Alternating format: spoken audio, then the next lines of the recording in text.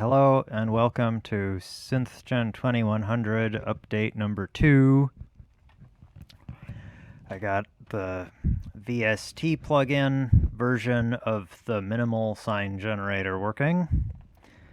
Most of the work was in making it look nice. Here it is compiling, and that's going to take a while. So why don't we go and look at some goats? There's Oliver. There's the goat shack that we built. There's Marmalade, staying relatively cozy. Yeah, it was 50 degrees and raining last night, so we had to give him something, because after it rained, it froze, and we didn't want them to turn into goatsicles.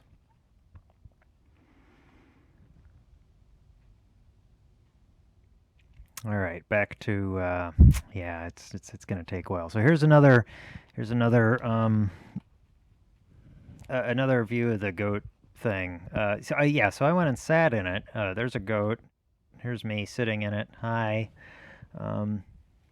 It's pretty cozy in there now that it's not raining anymore. I mean, it wasn't waterproof, but now that it's cold again, it's not wet, so that's good.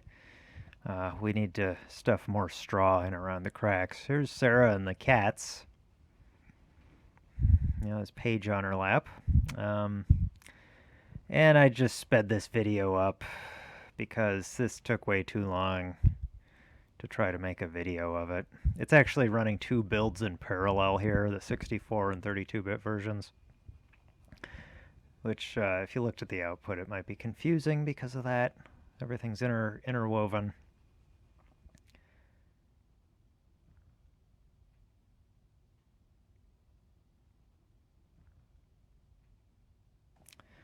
So here we are in Ableton Live. I'm going to attempt to delete these tracks that I don't want, but if you select all of them and hit delete, it doesn't work. You gotta leave one.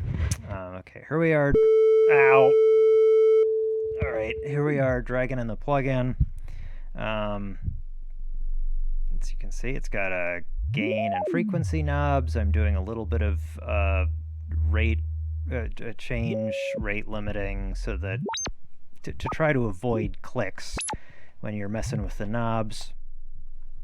But more importantly, when you set up automation, it properly interpolates between the points, even if those points are within a sample batch. Because VST3, when it gives you a sample batch, it gives you a list of automation points and the timing of each and what parameters changed and whatnot. So you can make nice smooth curves at very high resolution. In very short spans of time, you can do complex things with the parameters. One thing you can do with this is make a 909 style kick drum sound, which is just a sine wave that goes pew really fast. And then you can have it land at whatever frequency you want, and then you can make that into your bass. So that's just me doing that. Just to kind of show that the parameter automation works pretty well.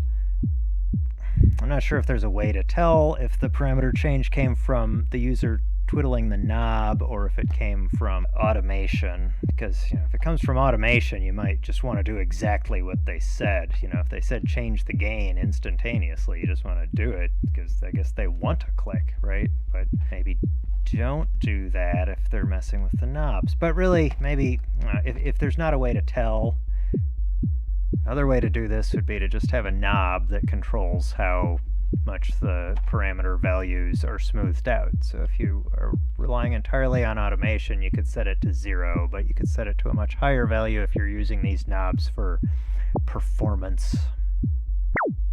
The rest of this video is just me playing around with the parameters.